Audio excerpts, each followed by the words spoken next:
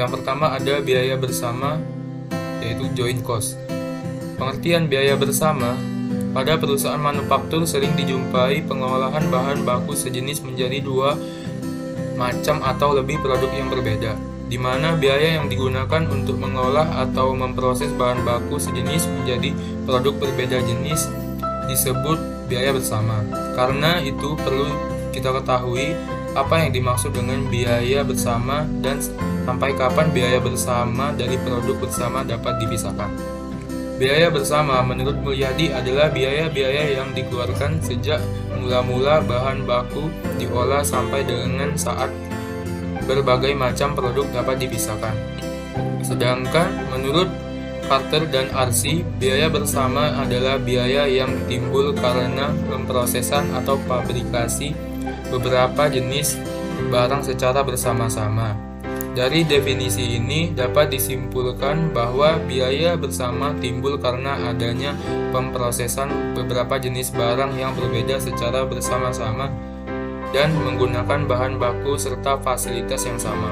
Biaya bersama terjadi sejak bahan baku diolah sampai dengan saat berbagai macam produk dapat dipisahkan identitasnya.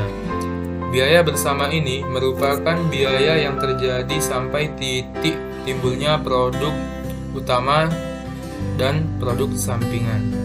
Selain biaya bersama, ada juga yang disebut dengan biaya bergabung, common cost.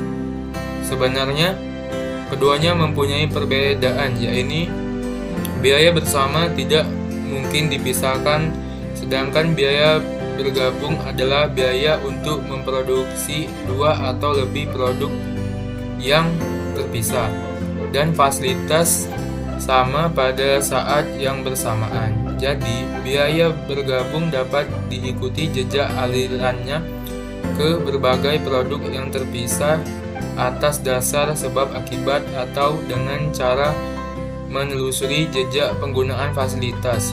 Biaya bergabung tidak meliputi biaya bahan baku dan biaya tenaga kerja langsung.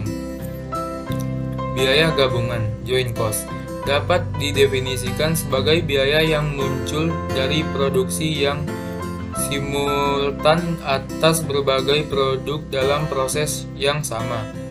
Setiap kali dua atau lebih produk gabungan atau produk sampingan dihasilkan dari sumber daya, maka biaya gabungan terjadi.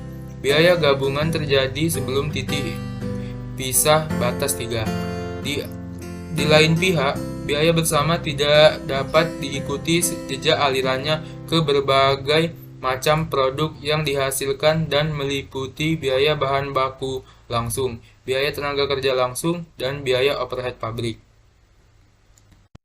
Yang kedua, ada metode alokasi biaya, joint cost. Mulyadi mengemukakan bahwa biaya bersama dapat dialokasikan ke tiap-tiap produk dengan menggunakan beberapa metode antara lain. Yang pertama ada metode harga pasar atau nilai jual relatif. Metode ini banyak digunakan untuk mengalokasikan biaya bersama kepada produk bersama. Dasar pemikiran metode ini adalah bahwa harga jual suatu produk merupakan perwujudan biaya-biaya yang dikeluarkan dalam mengelola produk tersebut. Yang kedua, metode satuan fisik. Metode satuan fisik mencoba menentukan harga pokok produk bersama sesuai dengan manfaat yang ditentukan oleh masing-masing produk akhir. Yang berikutnya ada metode rata-rata biaya per satuan. Metode ini dapat digunakan bila produk bersama yang dihasilkan diukur dalam satuan yang sama. Pada umumnya, metode ini digunakan oleh perusahaan yang menghasilkan beberapa macam produk bersama dari suatu proses tetapi mutunya berlainan. Dalam metode ini, harga pokok masing-masing produk dihitung sesuai dengan porsinya kuantitas yang diproduksi. Selanjutnya, metode rata-rata tertimbang. Jika dalam metode rata-rata biaya persatuan dasar yang dipakai dalam mengalokasikan biaya bersama adalah kuantitas produksi, maka dalam metode rata-rata tertimbang kuantitas produksi dikalikan terlebih dahulu dengan angka penimbang dan hasil kalinya baru dipakai sebagai dasar alokasi. Penentuan angka penimbang untuk tiap-tiap produk didasarkan pada jumlah bahan yang dipakai. Sulitnya pembuatan produk, waktu yang dikonsumsikan, dan pembedaan jenis tenaga kerja yang dipakai untuk tiap jenis produk yang dihasilkan. Selanjutnya yaitu harga pokok produksi. Pengertian harga pokok produksi. Harga pokok adalah sejumlah nilai aktiva aset, tetapi apabila selama tahun berjalan aktiva tersebut dimanfaatkan untuk membantu memperoleh penghasilan, aktiva tersebut harus dikonversikan ke beban expense, sedangkan harga pokok produksi adalah mewakili jumlah biaya barang yang diselesaikan pada periode tertentu. Harga pokok merupakan pengorbanan sumber ekonomi untuk memperoleh aktiva. Selain itu, harga pokok juga digunakan untuk menunjukkan pengorbanan sumber ekonomi dalam pengolahan bahan baku menjadi produk. Selanjutnya ada metode penutupan harga pokok produksi. Dalam menghitung unsur-unsur biaya pada harga pokok produksi, terdapat dua pendekatan, yaitu metode full costing dan metode variable costing. Metode full costing merupakan metode penentuan harga pokok produksi yang menghitung semua unsur biaya bahan baku, biaya tenaga kerja langsung, dan biaya overhead pabrik yang berperilaku variabel maupun tetap. Unsur biaya produksi, biaya tenaga kerja langsung, biaya overhead pabrik, dan biaya overhead pabrik tetap ditambah dengan biaya non-produksi.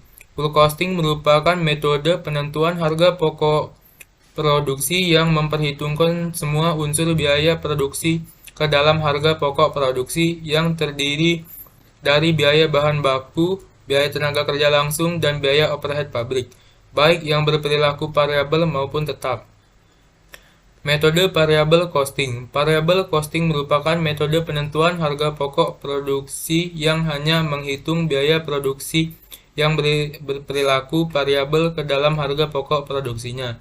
Metode variable costing terdiri dari unsur-unsur biaya produksi. Merupakan metode penentuan harga pokok produksi yang hanya memperhitungkan biaya produksi yang berperilaku variabel ke dalam harga pokok produksi, yang terdiri dari biaya bahan baku, biaya tenaga kerja langsung, dan biaya overhead pabrik. Harga pokok produksi yang dihitung dengan pendekatan variable costing terdiri dari unsur harga pokok produksi, biaya overhead pabrik ditambah dengan biaya non-produksi variabel, dan biaya tetap, biaya overhead pabrik tetap, biaya pemasaran tetap, dan biaya administrasi lainnya.